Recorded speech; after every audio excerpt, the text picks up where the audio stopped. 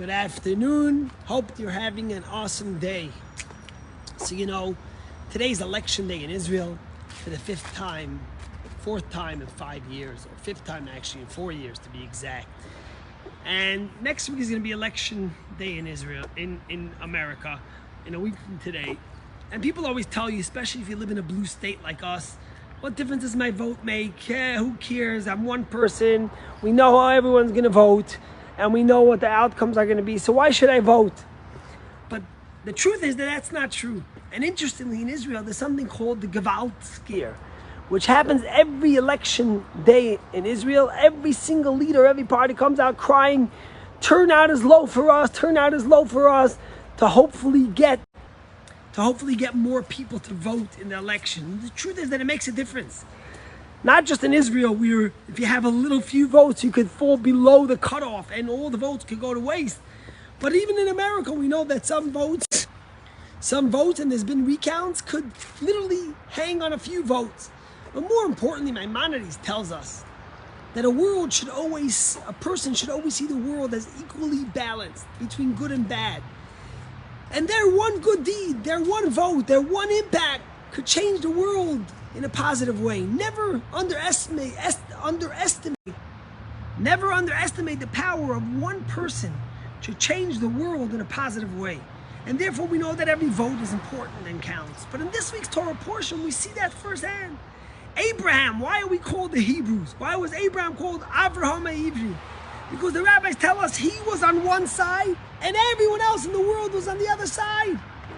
So that's why he was called Aver, because he stood against and on the other side of everyone. He knew and he felt with a deep cause, with a deep belief in monotheism, in one God. And that's what he went around doing. Abraham, the one person, literally changed the world. And today you look around civilization and there's billions of people and so many faiths. But the majority of the world believes in monotheism, in what Abraham taught us, and what Abraham instilled in each and every one of us. So the power of every unique vote, of every unique action is so important, and something that Torah tries to teach us in such a great way, and something we can learn from Abraham.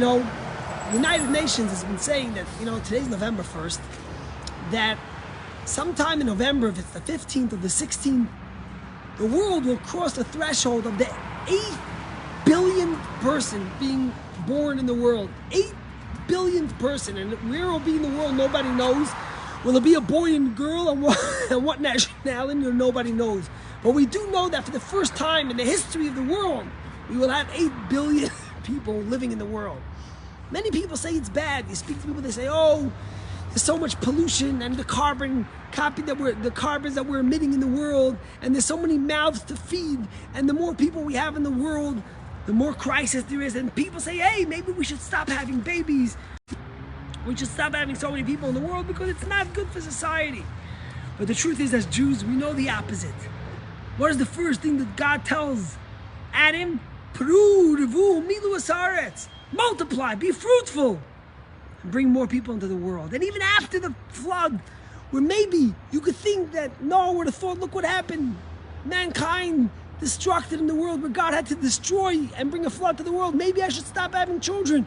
What's the first thing God tells Noah again after he comes out of the table, just as he told Adam? He tells him again, Pru revu.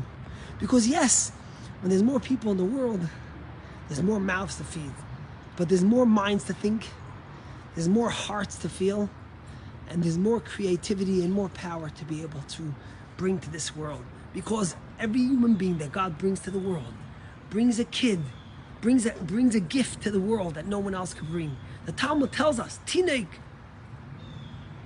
a child that's born, Pita biyadai, his bread is already in his mouth. God brings him with the wisdom, the knowledge, the sustenance to be able to live in this world and thrive and make a difference. And the truth is, you see it. Look around the world. Look, life's never been better. Longevity, the amount that people live, the comfort we live in, the technology, the medicine. Why? Because we have more people. So yes, there might be more mouths to feed, but we have to remember that our job is to make a change in the world. And every single one, you never know who that person will be that brings the impact and brings the gift to the world to change it in a positive way. So go out there, and if you're in Israel, you should still vote today. There's 4 hours to vote, and they say there's been more votes since 1999, and there's still another 4 hours, so that's a good thing. And if you live here, vote, speak up, and know that the more we have, the more we can impact. The more human beings in the world, the bigger difference we'll make. So on November 15th to 16th, whatever it may be, when the 8 billionth person is born in this world, don't be worried. Be happy and celebrate. God bless you and have a good day.